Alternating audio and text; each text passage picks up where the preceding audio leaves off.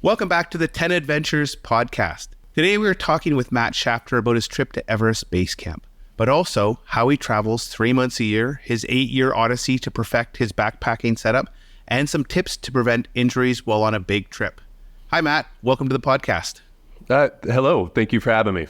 I came across your video for Everest Base Camp, which is super well done, and I really enjoyed it. And I was immediately intrigued by the fact that you've built a life that allows you to travel 3 months a year and work 9 months of the year. And so I'm super curious, before we talk about EBC, how did you manage to build this, what looks from the outside, this incredible lifestyle? So I was working a corporate job in my hometown of Illinois, had that sort of typical American thing where you get 4 weeks of vacation. I was about to get 5, but I noticed that, between family stuff, friend stuff, weddings, things like that, I really only had 2 weeks all to myself to really see the world and do what I want. And I just did the math and I just realized all the things I wanted to see was never going to get done in those 2 weeks. So I decided to change. And what was the process of, I think a lot of people think this isn't the right lifestyle for me. I want to do something different. I want to travel, but they never kind of make that switch. How did you actually go about making that switch? And what did you end up doing now? So you're immediately hit with the problem of, hey, I want more time. There's ways to get more time. But then you have the problem of, how do I save for retirement? Everyone's going to get old someday. And so I had to pick a job where at the end of it, if I was going to retrain myself, there was going to be a good income for me and the flexibility that I needed. So I started looking. Healthcare immediately popped out. My mom was a nurse. She told me, no, you're not going to be a nurse. You can't deal with the sort of rigmarole that goes on with that. But physical therapy really popped out. I had had a knee injury while skiing, and I just realized that physical therapy could at least get me where I wanted to move each time. So if I wanted to live in Salt Lake City, I could live there. If I wanted to live in Reno, I could live there. If I wanted to live in Seattle, I could live there as a physical therapist. So I chose physical therapy. And also the other requirement that I had was that at the end of my life, looking back on whatever career I was going to switch to, I could feel good about it. And with physical therapy, you can certainly feel good about what you do for patients. So, and so kind of, you just kind of retrained and redid your life. How many years did it take to become a physiotherapist? So I had a really, you have to have a bachelor's, and you have to have, you have to take the pre-exams to get into school. So for physical therapy, it's GRE in the United States. So I had a really good boss. My first bachelor's was in international relations and political science. So I had none of the physics, chemistries, biology. So my boss was super good. I couldn't have done it without him. He let me leave work to go do these classes. And just over 5 years, I just knocked these classes down. Night class. Yeah. So 5 years of basically slow rolling classes. You take the pre-entrance and then you're into PT school. So a lot of people think about doing this, but very few actually go through and put in 5 years of evenings and weekends and then go back to school full time. What is it about you that, made you, had you actually go through all this hard work to change? Basically stubbornness. I knew once I started to travel a little bit more in my 30s, and I knew there was a world I wanted to see, and I knew that my job was holding me kind of back against that. I knew I wasn't going to stop. I knew I wanted these next 40 years to be just something better than what I had from my 20s and my mid 30s. It was really just like, hey, time, not, I knew it was going to be bad for 5 years, but I knew the next 40 years would be better. And so for people who are listening, who are, inspired, maybe like, how are you using those 2 or 3 months of vacation every year? What are some of the things you're able to do because you're not working 40 hours a week, almost every week a year? Yeah.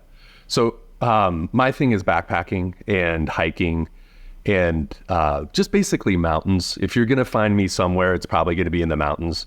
So it's usually in those settings. And that's where we live too. I'm a traveling physical therapist now. We pick mountainous areas. So yeah, I love to spend in the mountains. I've been up to Canada, Calgary, Whistler, We were just in the Dolomites. We were just in Chamonix, France, all over the place. Well, let's switch gears to how I first found you, and that great video you did about Everest Base Camp. And there's lots of great tips and information there, but I want to start moving back a bit. Was EBC something that was always on your bucket list? As you started to think of where do I want to go, going to Nepal and EBC was one of those trips, or were you thinking of other trips to do in Nepal? Not other trips. EBC was kind of number one. I follow probably like some of your people listening, Craig Adams and Harmon Hoke, which are two YouTubers that do mountain trips all over the place. Certainly Craig Adams and Harmon Hoke both have done the EBC, but it wasn't really until my fiance, Sarah, said, hey, let's go do the EBC. So she put it in my head. I'm like, well, of course, I've seen the footage. It's beautiful. So yeah, let's go. Now, one thing that's interesting, you did your trip in, I think it was April, and I've always been in autumn. And there's something about the spring that I had never even thought of. Do you want to maybe share one of the challenges of doing a spring trip to Nepal? Yeah, so I thought the principal struggles for Nepal were going to be what everybody thinks they are, the altitude, the weather. But what was really the problem, and it was apparent from the moment we landed in Kathmandu, was there was smoke everywhere. And when we were in Kathmandu, I thought it was automobile smoke, just population smoke. There's so many people that live in Kathmandu and it's in a bowl. But we started looking things up, and it was immediately clear that there were forest fires everywhere, and not even beyond that, there were also agricultural fires. A lot of farmers to the south and even in North India will burn their crops to kind of sequester the carbon and in the field. And the AQIs, if a normal AQI is like 25, like a normal sort of area, we had AQIs of 250 up to 400. And those are AQIs, air quality index is what that means, that are immediately harming you in the moment. And yeah, it was a real struggle. Wow. And like, I think up to 250 or 400, is that even safe to even go out and like do exercise in? No. So any sort of at-risk population, so kids or older people, it's immediate stay inside, do not do anything. But of course, everyone else in the world has to do things. So, even us, we had to prepare, we had to get some food, we had to maybe pick up some gear that we forgot or something like that. So I'm based near the Canadian Rockies, and we've had, lots of years over the last decade where we've had huge smoke events, forest fire events. The impact for us is you can't really see anything. Also, when you go out, it just burns your lungs. And so I'm just wondering, you're sitting there hiking up at high elevation. Was there, issues in terms of visibility even while on the trail to Everest? So you can see it in the footage of my video for Nepal that there's this sort of ambient smokiness, even in the Kathmandu shots. And then we get to up by Lukla, which is the starting city, maybe as the crow flies, maybe 200 kilometers away, that there's kind of an ambient just cloudiness everywhere. And so, in terms of, you go to Everest Base Camp to get the great views. As you got higher, did the smoke go away so you could still get these wonderful views, or did that haziness stick around the entire trip? So the haziness, and I'm going to use sort of imperial units because I can't remember the transitions, but they really fades out around 12,000 to 13,000 feet. So Everest Base Camp is 17. So you have this 3,000 to 4,000 foot area right before Everest Base Camp where it does kind of clear up, but you have to climb from 12 up, or really 11 up through all of that until you get until the views clear up. Let's talk a little bit about the basics of Everest Base Camp. So for people who have never been to Nepal, can you maybe share, like, how many days was your trip? And then how do you get to Lukla? You mentioned that was the gateway. Yeah, so I'll do the first. Lukla, you have to, in these days, and it may change depending on the construction at the Kathmandu airport, but you have to take this 4-hour bus ride to, oh my gosh, I can't remember the intermediate city, but you have to go to an intermediate town and then fly to Lukla, which is the world's most dangerous airport, It's got a sloped runway of 15 degrees that the pilot has to like land up it as it's landing, and then you go down it as you're taking off. Probably the worst part of the trip is Lukla, in terms of like harrowingness or fear. So probably 13 total days for EBC, 14 if you include the 2 travel days on either end. So a 12-day trip to EBC is usually what it takes. And then what are the paths like? I know some treks in Nepal, just the path can be a little bit harrowing with, massive drop-offs and, narrow paths. Is that the case with EBC? So actually, EBC is really sort of well-worn. I never had any kind of moment where, I said, oh, we're a little too close to an edge. Hey, this is really uncapped. The thing about that area is just, I don't know if it's a pride thing or an infrastructure thing, but they keep that path really well done. Are there still a bunch of yaks on the path that you have to be aware of? Yeah, so after Lukla, which I think is around 9,000 feet, all the way up to 17,000 feet, there is no automation at all. There's no, trucks, there's no cars. So everything is either mule driven down low or yaks up high. Mules don't do too well past, I think, 11 or 12,000 feet. And then everything after that is yak. And, one of the charming aspects of going trekking in Nepal are the tea houses where you stay. Can you maybe describe what it's like to stay at a tea house and, the meals there as well? Yeah. So tea house life is one of my favorite things. It's something in the United States and Canada that I don't think we get, is these formal, in the mountains, all inclusive. You're going to stay there. You're going to eat there. I mean, there may be instances, but not like European refugios or now these Nepalese tea houses that I experienced. I really enjoyed them. The beds were, the rooms are pretty rustic. There's no heat, but everybody's very welcoming. The food is really well done. I love just all sorts of food. So yeah, tea houses were definitely a highlight of the trip. You mentioned no heat in the rooms. I remember a trip where I rented, they were called Nepali North Face sleeping bags, and I'm convinced they were filled with chicken feathers. And I just froze for, 2.5 weeks. I went up to Gokyo, and it was just like, it was I put every piece of clothing on, and I just could not get warm. You have, ironically, the same sleeping bag I have, and you were talking, it was super warm. Can you maybe share just how important it is to have a good sleeping bag? Yeah, so gear all around the world can go from the chicken feathers all the way up to 1,000 fill power. Hey, we made this custom for you. It's got fabric from Jupiter and things like that. So yeah, having the right gear was very important for this trip. Let's talk a little bit about acclimatization, because that's, as you said at the start, that's where most people struggle. And watching your video, it didn't seem it impacted you that much. And I was really interested to hear how you managed to deal with that. So maybe can you just share, what you guys did to help deal with elevation? Yeah. So I've been up high before. I think my previous max was climbing the United States lower 48 top mountain, which is Mount Whitney. So that's 14,505 feet. So I knew I'd have to go 3,000 feet beyond this. And altitude sickness can strike anyone. When I climbed Whitney, a guy from Switzerland was the only one in our group that got altitude sickness. So it can hit anybody anywhere. You would think the guy from Switzerland would be okay, but he wasn't.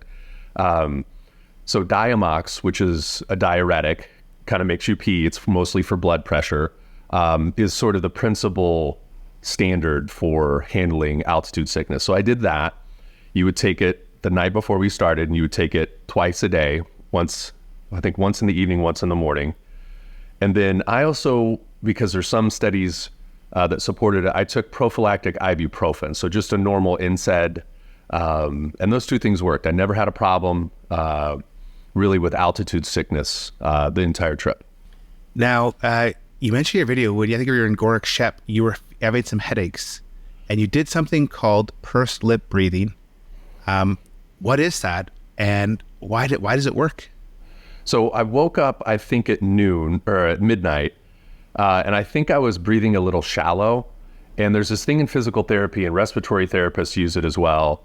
When you're with people that have COPD that have trouble both intaking oxygen, but also clearing CO2 out of your lungs, there's sort of a breathing technique where you breathe in deep, and then like you're blowing out a candle, say my finger's a candle, you're kind of pursing your lips to kind of blow, like you would blow out a candle. And the pressure differential kind of helps evacuate the CO2.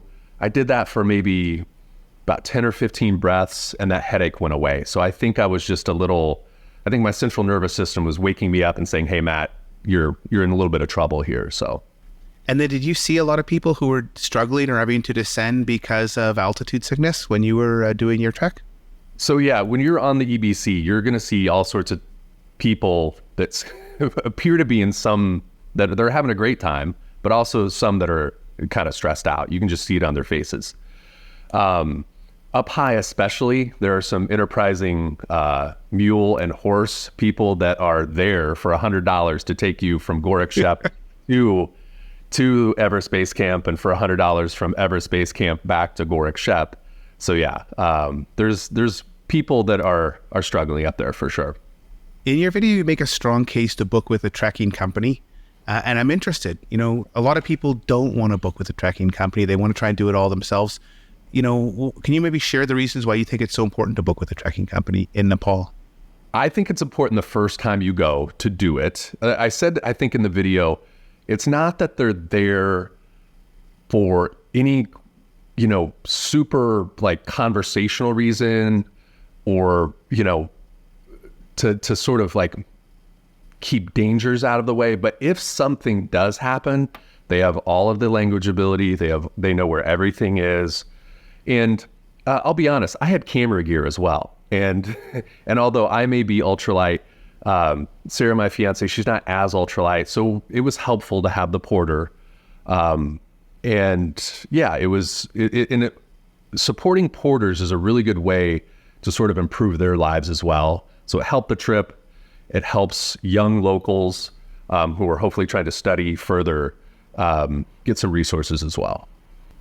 And yeah, if you do have an emergency, there's, a litany of stories of people who wake up in the middle of the night with, severe altitude sickness. Yeah. And having a guide, they can get the resources. So when sun's up, there's a chopper coming in to evacuate you, which if you're stuck in your tea house room by yourself, trying to communicate with the tea house owner, you can lose valuable hours. And when you have altitude sickness, there's only one thing that works, and that's getting to a lower elevation.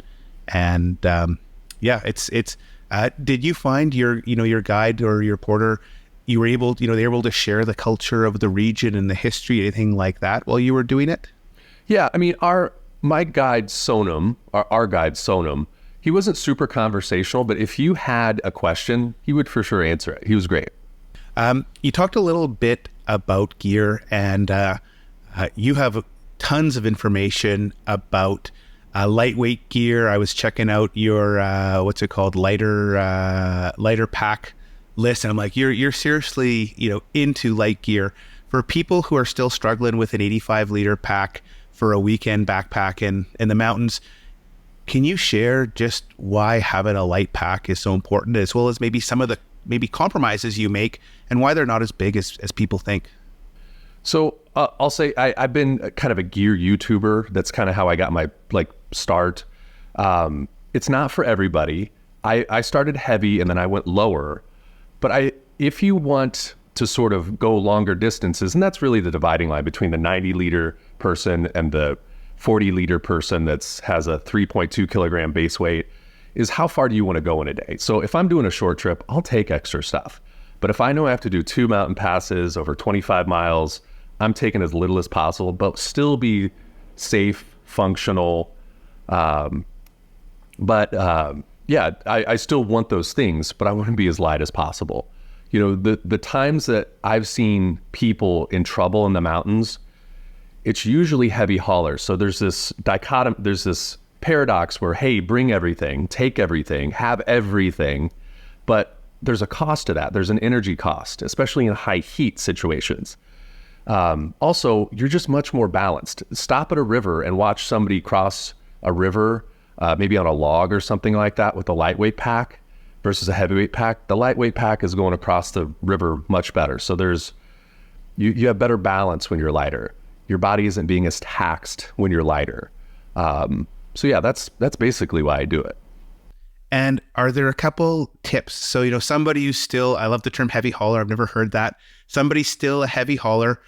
Are there some easy wins that they can make, or just a simple change in mindset that's going to allow them to go from an 85 liter, maybe just down to a 60 liter, but still make their life so much more enjoyable?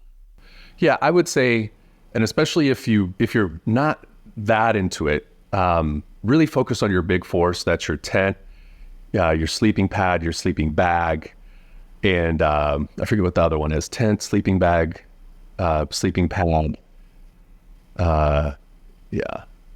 Whatever the fourth one is. Concentrate on those four things to kind of get weight down. And then just really reflect on all of your trips and say, hey, did I use any of that? Did I use that thing? And if not, maybe get rid of it. What are some key pieces of gear for Nepal? In the sense that it's not backpacking, you're not having to worry about a tent and a cooker. But what are some things you have to make sure to put in your pack to have an enjoyable time?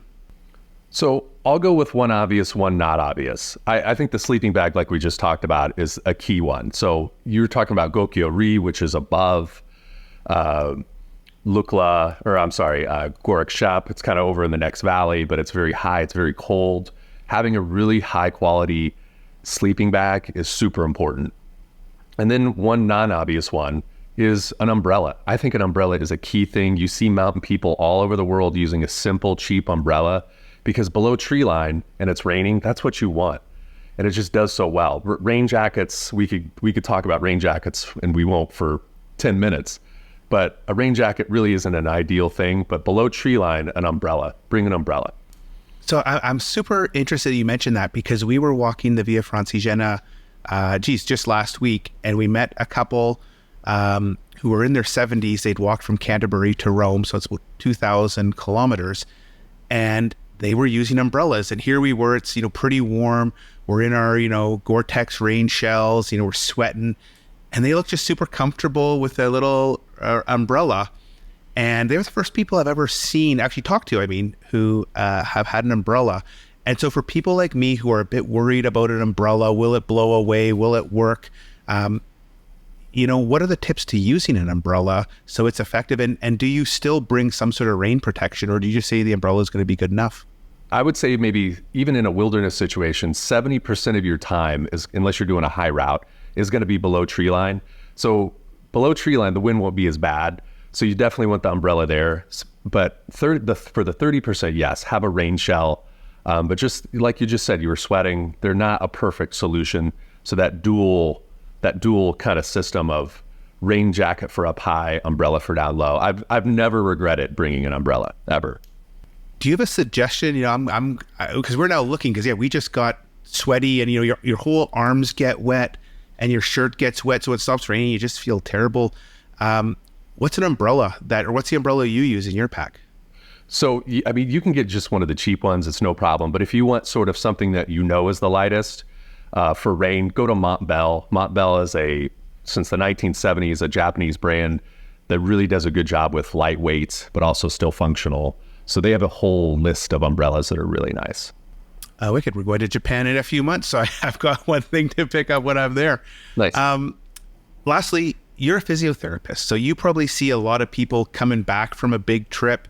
Maybe they go on their first backpacking trip and they manage to screw up their feet or their legs or their back or something. What are some tips for people to prepare if they're going to go on a big trip like EBC to, make sure maybe they don't get in trouble and don't have these strains or injuries? Yeah, so most injuries are sort of too much, too soon after too little. So get rid of the too much by working out as best you can. You don't need fancy things. You could just use a flight of stairs to go up and down. I encourage people to look up eccentric step downs. It's one of the most effective ways to sort of get your quadriceps and that knee ready for especially the pressures of downhill. I think because there's so much slowness going uphill for obvious reasons, that when people hit downhills, they try to maybe speed up or make up time. And that's where a lot of soft tissue injury on the front of the knee can happen, sort of patellofemoral issues. So really kind of work out. And then on the downhill, take your time with the downhill. And if you start to feel any kind of like pain on the front of your knee, shorten your stride a little bit. There's angles involved in how far you're stepping and how it hurts, how it translates to forces in the knee. So when you take smaller steps, those forces are less.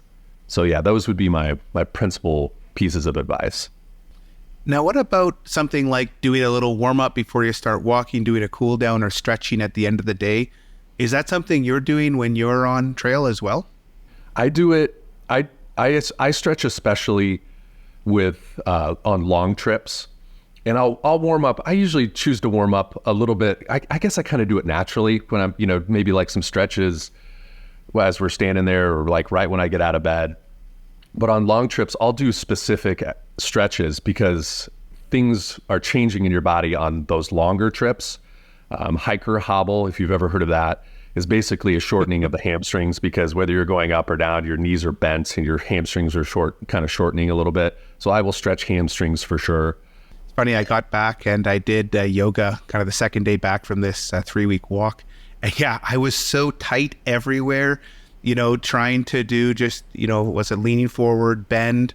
I couldn't get down, tried to do anything kind of with my hamstrings. Or even my, I think it was my shins, the one where you sit on your knees and you have your bum on your feet. Oh yeah, it's like, yeah. I can't, I'm just so tight and I don't stretch them. I was like, maybe we should start stretching. So do you stretch before and after, or just at the end of the day, you do like a stretch to cool down? On the longer trips, I'll usually do before, but on those longer trips, I'll definitely do after. And in general, just in life, I'm definitely stretching. And also working on balance. Everybody remembers strength. Everybody remembers endurance. Everybody remembers stretching, but they always forget balance. So I kind of work on all four at all times. And in terms of like, what should people be budgeting to their day? Is it like a 5-minute stretching routine or a 10-minute stretching routine? Or are you doing something really serious at the end of each day? No, not really serious at the end of each day. I would budget, especially if you have kind of known issues or you're feeling, that, hey, I'm tight everywhere, definitely just lengthen it, sort of just play it by ear. 5 to 10 minutes before and after should be suitable to help whatever you're feeling. And this is something people can go just to their physiotherapist if they know they have known issues and say, can you help me design a stretching routine? Is that how you'd suggest people figure out what the best thing's going to be for them? Or do you think they can just take something off of YouTube that's there already? Oh yeah. So if you have known issues, definitely go in, say, hey, I usually have this problem when I hike. I usually have, this gets tight, or I have pain here. You can definitely go to a physiotherapist and kind of troubleshoot that. And actually for PCT hikers, anybody doing a long trail or like the Alta Via or, any like this Camino Santiago, definitely get a gait analysis of a physiotherapist watching kind of how you walk and just have a discussion about maybe strengthening something, maybe clearing this up, maybe changing footwear.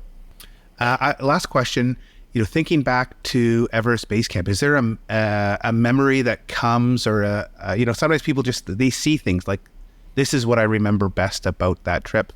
What do you remember best of EBC? So the part I enjoyed most was getting through the lower country, getting up to Namche Bazaar, and getting about 3 or 4 days out to where the real high mountains start. And you have a lot of mountains just showing, and they're famous mountains, names you've heard of, like Nuptse and things like that, Pumori, mountains that maybe you've heard of, and you just get to stand there and see these mountains in the flesh, and it's just a really good feeling. I always love the high. The high is the payoff. The high altitude is where you want to be. When I shoot my films, I'm never really shooting down low. I mean, I am, but it's really when you get up high is when all the shots start, and that's what you want to kind of hold on to and have the memories of. So yeah. Matt, I want to say thanks for coming on the show today and sharing your experience, but also all this knowledge about how to, lower your pack rate and stay healthy on the trail. It's been great having you on the show today. Yeah, thank you. Thank you. Appreciate it. If people want to watch more of your videos or learn more, where can they find you online? So mainly on YouTube. You can find me at Matt Shafter. It's just my name, M-A-T-T, and then my last name, Shafter. But we've also, my girlfriend and I, YouTube has been really fundamental in kind of improving our freedom. I get some income from that. We were starting a new channel called Havens Away, and it's where Sarah and I we're staying at more fancier kind of luxury accommodations, and then we're doing outdoor activities. So those long walks into the mountains. So we're kind of showing and telling really nice stays and showing and telling really good nature. So you can find us at Havens Away as well.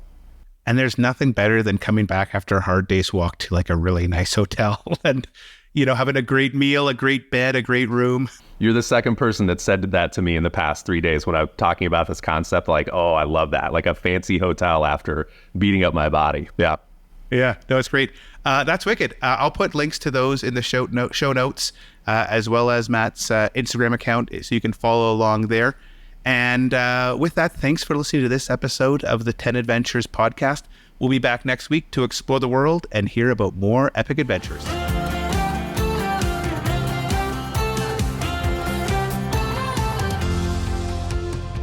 Start planning your own adventure by visiting us at 10adventures.com and listen to other episodes of the 10 Adventures podcast on Amazon Music, Apple Podcasts, Spotify, or anywhere else you find your podcasts.